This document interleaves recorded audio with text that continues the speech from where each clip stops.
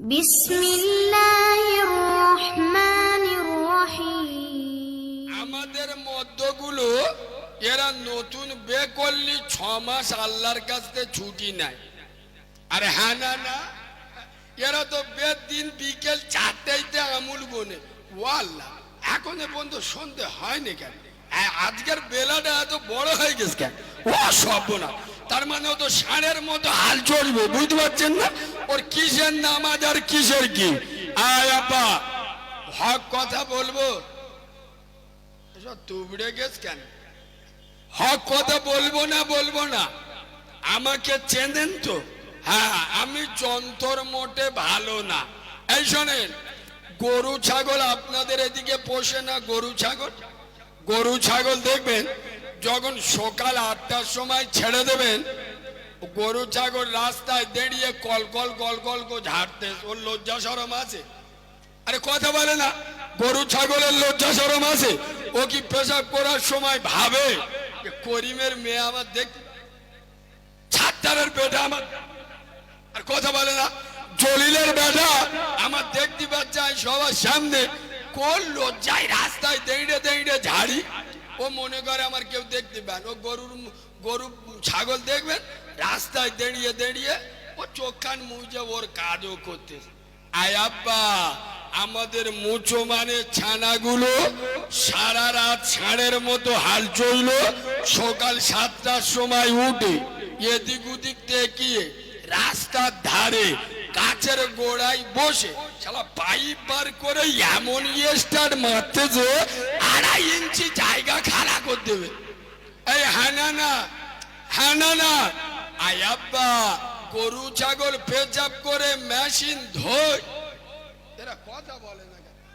গরু ছাগল পেশাব করে মেশিন ধোয়, আমাদের করে আল্লাহর কুদরতকে অস্বীকার করে, দেখেও দেখার ভান করে না, না দেখার ভান করে।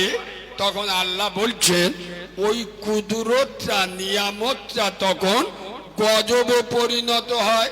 কেমন? একটু ছোট্ট করে তাফসীর শোনেন। আল্লাহ আপনাকে একটা পুত্র সন্তান দিয়েছে। আচ্ছা আব্বা, সন্তান দেওয়ার মালিক কে? এটা মুখের কথা না মনের কথা? আর কথা বলে না, এ মনে মনে করতে যে আমরা 2 স্বামী স্ত্রী সারা রাত হুড়োহুড়ি করেছি বলে বাচ্চাটা হয়েছে। কথা বুঝলেন না? আয় আব্বা, বাংলায় হাজার হাজার মানুষ একটা বাচ্চার জন্য কোটি কোটি টাকা খরচ করছে। তারা কি মেলামেশা করে না? এর মানে বোঝা যায় আল্লাহ যাকে ইচ্ছা করে ভালোবেসে, যার ইচ্ছা বেটা ছেলে দেয়, যার ইচ্ছা মেয়ে ছেলে দেয়। এ নিয়ামত দেওয়ার মালিককে জোরে বলুন আল্লাহ। এইবার বুকে হাত দিয়ে বলুন চোরা বিদ্যার মুসলমান, যখন আপনার কানে আওয়াজ এলো আপনি একটা সন্তানের বাপ হয়েছে, ওযু করে খোদার ঘরে গিয়ে 2 হাত আল্লাহর দরবারে তুলে 2 রাকাত নামাজ পড়ে আল্লাহর বিশ্ব আদালতে বলেছো, আল্লাহ, পৃথিবীর সমস্ত অফিস আদালতের দুয়ার কোনো না কোনো সময় বন্ধ হয়, তোমার বিশ্ব আদালত কখনো বন্ধ হয় না।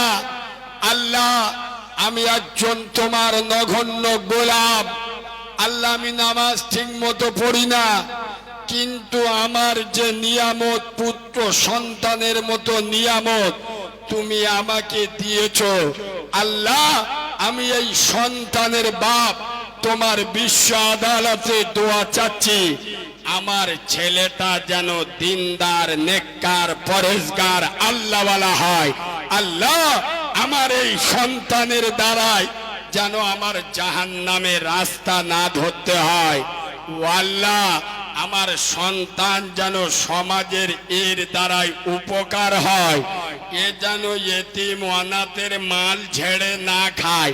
এ যেন 2 নাম্বার 3 নাম্বার মাল না হয়। আল্লাহ তোর বিশ্ব পঞ্চায়েত আল মসজিদুন বাইতুল্লাহ, এ মসজিদ তৃণমূলের পার্টি অফিস নয়, সিপিএম এর পার্টি অফিস নয়, কংগ্রেসের পার্টি অফিস নয়, আর আপনার আইএসএফ এর পার্টি অফিস নয়, আমার বিশ্ব সরকারের, আমার বিশ্ব সম্রাটের বিশ্ব পঞ্চায়েত হলো মসজিদ। আল্লাহ তোর বিশ্ব পঞ্চায়েতে এসে আমার দোকানে হাত তুলে দিয়েছি, আমার সন্তানের দ্বারাই যেন সমাজের উপকার হয়, সমাজের ক্ষতি না হয়। মিশন বাজারের মুসলমান বুকে হাত দিয়ে বলো, সন্তানের মতো নিয়ামত পেয়ে আল্লাহর কাছে গিয়ে কোনোদিন শুকর আদায় করেছো? আরে কথা বলে না। এর পাঁঠা বাচ্চা হয়েছে, এ ধরে কে? ও সব না, মিষ্টি খা, মিষ্টি খা, শালা শয়তানের চোখ বুলু হয়ে যাবে। ও মসজিদে কোথায় যাবে?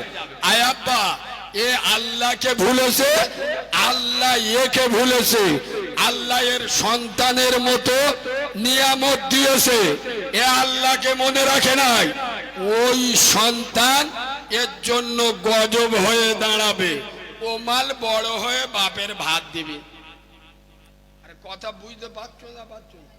ও বড় হয়ে মেয়েদের ওন্না ধরে টানবে, গ্রামের লোক তোমার চামড়া তুলে দেবে। ও বড় হয়ে মেয়েদের নিয়ে দীঘায় যাবে, গ্রামের লোক তোমার টুটি টিপে ধরবে। কেননা তুমি নিয়ামত পেয়ে নিয়ামতের নাশুকরিয়া করেছো, তুমি নিয়ামতের কৃতজ্ঞতা আদায় করো নাই, তাকে কোরআন শিক্ষা দাও নাই, ইসলাম শিক্ষা দাও নাই, শরিয়াত শিক্ষা দাও নাই। তাই ওই সন্তান তোমার জন্য গজবে পরিণত হবে। আয় আব্বা, বিয়ে হলো আল্লাহর নিয়ামত। আমরা যখন বিয়ে করতে যাই, আচ্ছা বলুন, মুসলমানের বাচ্চা যারা বিয়ে করতে যায়, বিয়ে করতে যাওয়ার আগে গোসল করে মসজিদে গিয়ে উজু করে 2 রাকাত নামাজ পড়ে, আল্লাহ আমি এই অর্ধেকটা ঈমান পূরণ করতে যাচ্ছি, আল্লাহ আপনার তামাম আম্বিয়া সালাতু ওয়াস সালামের সুন্নাত পবিত্র বিবাহ, সেই পবিত্র বিবাহ আমি করতে যাচ্ছি, নেবেন। আমাদের আনেওয়ালা নসল রহমত এবং বরকতে ভরে দেবেন। আমাদের আনেওয়ালা ঔরসজাত সন্তান দিনদার, নেককার, পরেজগার, আল্লাহওয়ালা বানাবেন। আল্লাহ তোমার আদালতে সাক্ষী রেখে তোমার মসজিদে এসে আমার মাথাটা তোমার দরবারে নামিয়ে আল্লাহ তোমার কাছে দোয়া নিয়ে আমি বিয়ে করতে যাচ্ছি। আমাদের মদ্যদের বেদ দিন মনে থাকে, কথা বলে না। পাঁঠার মতো গা ধুয়ে ষাঁড়ের মতো চলে গেছে, ও আল্লাহকে মনে রেখেছে, কথা বলে না। এই শোনেন, যে নবীর মহাব্বতে এখানে বসেছেন, শুনলে পাগল হয়ে যাবেন। আমার মুস্তফা আম্মাজান আয়েশা হুজুরকে বিয়ে করেছে। একবার সুবহানাল্লাহ বলুন। আপনাদের সুবহানাল্লাহ যেন টক টক ভাব, একটু মিষ্টি করে সুবহানাল্লাহ বলুন, একটু ভালোবাসা দিয়ে সুবহানাল্লাহ বলুন। আয় আব্বা, আমার মুস্তফা, আমার মদিনাওয়ালা নবী, আমার আব্দুল্লাহর বেটা মোহাম্মদ, আমার রাসূল আযম বিশ্ব নবী আম্মাজান আয়েশা হুজুরকে বিয়ে করে এনেছেন। এনে রাসূলুল্লাহ বলছে, আয়েশা, ও আয়েশা তুমি এশার নামাজ পড়ো, আমি মদিনার মসজিদ নববীতে এশার নামাজ পড়তে যাচ্ছি। বাবাজি, আমাদের মধ্যগুলো এরা নতুন বিয়ে করলে 6 মাস আল্লাহর কাছ থেকে ছুটি নেয়। আর হ্যাঁ না না, এরা তো বেদ দিন বিকেল 4টাইতে আমুল গোনে। ও আল্লাহ, এখনো পর্যন্ত সন্ধে হয়নি কেন? আজকের বেলাটা এত বড় হয়ে গেছে কেন? ও সব না, তার মানে ও তো ষাঁড়ের মতো হাল চলবে, বুঝতে পারছেন না? ওর কিসের নামাজ আর কিসের কি? আয় আব্বা, হক কথা বলবো, এসব তুবড়ে গেছ কেন? হক কথা বলবো না আমাকে চেনেন তো? হ্যাঁ, আমি যন্তর মোটে ভালো না। এই শোনেন, গরু ছাগল আপনাদের এদিকে পোষে না? গরু ছাগল দেখবেন যখন সকাল 8টার সময় ছেড়ে দেবেন, গরু ছাগল রাস্তায় দাঁড়িয়ে কল কল কল কল করে ঝাড়তে, ওর লজ্জা শরম আছে?